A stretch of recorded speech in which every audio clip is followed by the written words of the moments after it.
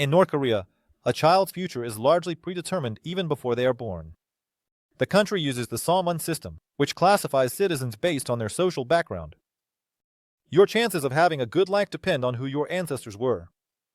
If your family has a bad history, like if a relative collaborated with foreigners or showed disloyalty to the regime, you automatically become part of an unfavorable class.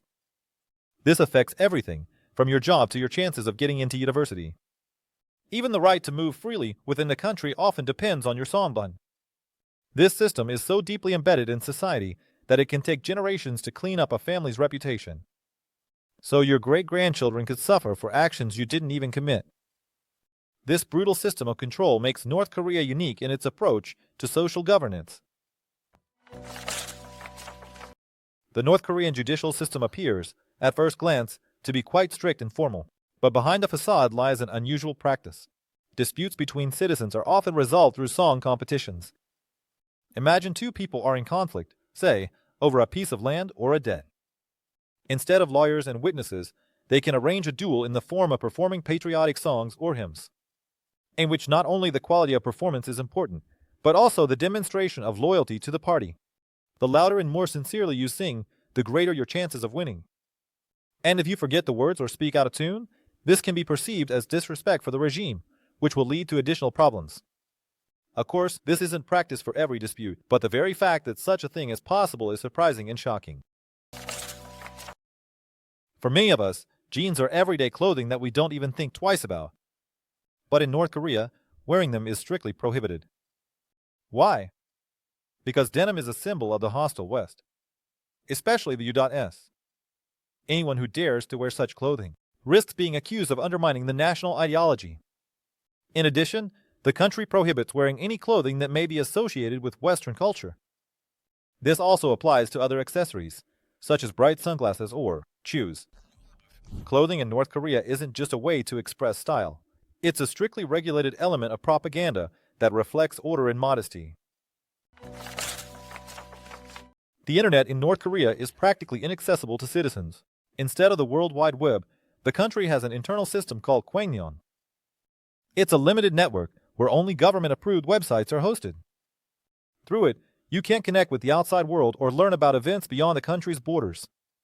Citizens have access only to propaganda materials, teaching aids, and news approved by the party. Even the elite, who have access to international internet, are closely monitored in all their activities. And for ordinary people, any contact with the outside internet is a crime, which can lead to imprisonment. In North Korea, showing emotions at certain moments is not just a private matter. For example, when a country's leader dies, all citizens are required to publicly display grief. If you don't cry loudly enough or seem indifferent, it can be seen as disloyalty to the regime. There are real cases where people have been punished for not grieving enough. During Kim Jong-il's funeral in 2011, those who, in the authorities' opinion, didn't show enough emotion were arrested. These people were sent for re-education in labor camps. In North Korea, there is a choice of hairstyles. It's not a personal preference. It's a strictly regulated process. There are only 28 officially approved styles, haircuts, 18 for women and 10 for men. Each of them must be approved by the state. And barbers are required to follow these instructions. For example, short haircuts for men are considered patriotic, while long hair can be interpreted as a sign of sloppiness and even ideological unreliability. For women, simple and neat hairstyles are preferred, symbolizing modesty and hard work. Trying to wear Western hairstyles, such as dyeing your hair or having elaborate hairstyles, can lead to legal trouble. The government sees even appearance as a way to show loyalty and submission to the system.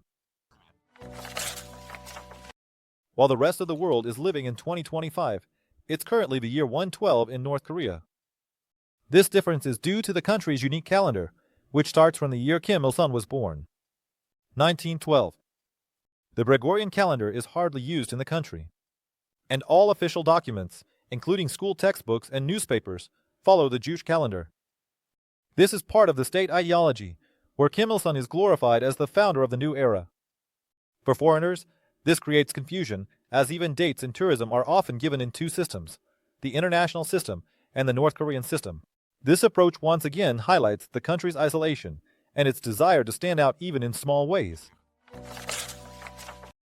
In North Korea, there are so-called ghost towns that were never actually intended to be inhabited. One of the most famous examples is Kijeondong, or the Village of Peace. This town is located near the demilitarized zone and was built to showcase the country's achievements to the outside world. In reality, Kijeondong is completely empty. All the buildings there are just facades, with no real rooms behind them. Electricity in them is turned on automatically to create the illusion of activity. In the city, loudspeakers also play patriotic songs to entice residents of South Korea to move to the north. This absurd method of propaganda shows just how far the regime will go to create a false impression. Tourists visiting North Korea need to be prepared for constant surveillance. Every guest is assigned a guide, who not only shows the sights but also keeps an eye on every step. Any attempt to stray from the designated route, take photos of prohibited objects, or talk to locals can lead to serious consequences. Tourists are not allowed to carry GPS devices, and their phones and electronic devices are checked at the border. In addition, the locals that tourists accidentally interact with are also subjected to scrutiny.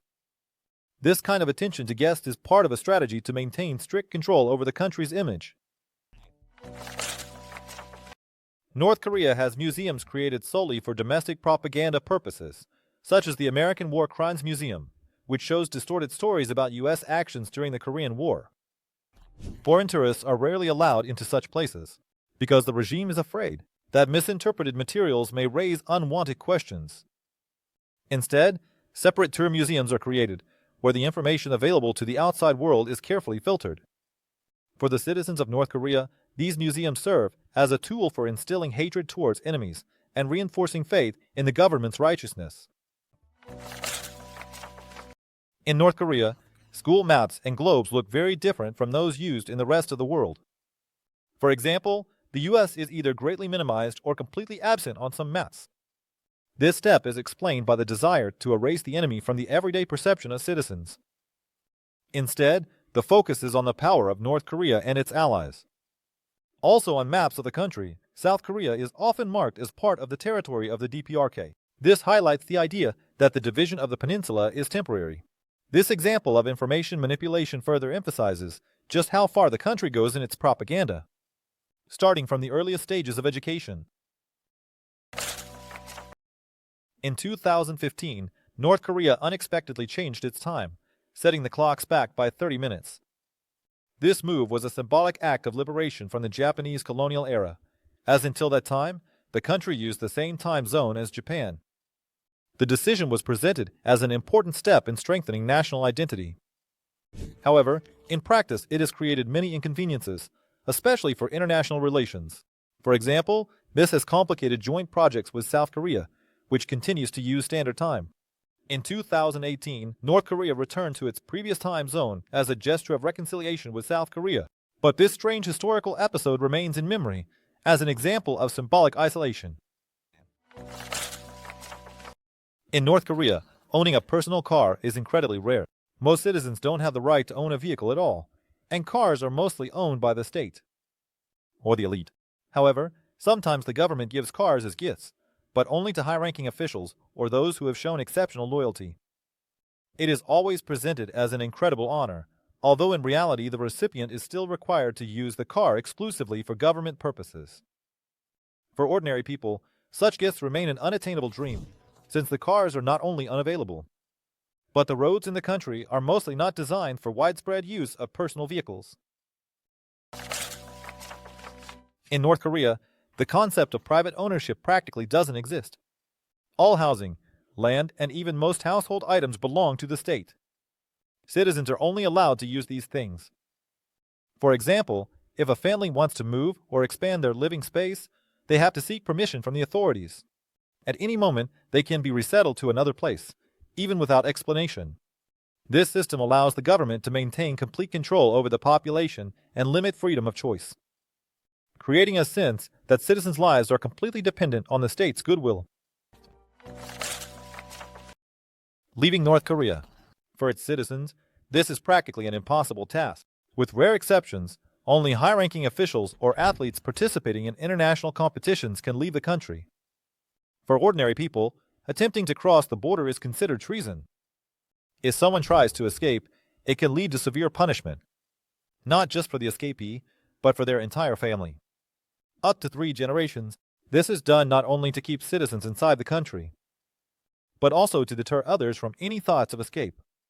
The country has turned into a kind of closed prison, where the concept of freedom exists only within the limits of propaganda slogans. In North Korea, even personal events like weddings require state control. Future spouses are required to get permission from the authorities to get married. This process can take weeks or even months, as the social status, loyalty to the regime, and background of both partners are checked. In addition, weddings are prohibited near national holidays, especially those associated with leaders. This is done so that people are not distracted from celebrating important dates for the country. Thus, even important moments of personal life are strictly regulated, turning them into another instrument of control. Newspapers in North Korea are considered an important propaganda tool, but their use is strictly regulated. For example, images of leaders or state symbols printed in a newspaper cannot simply be thrown away or used for household purposes.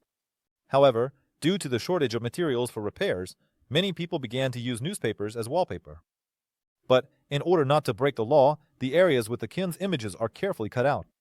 This is yet another example of how strict rules and resource shortages collide in the everyday lives of citizens.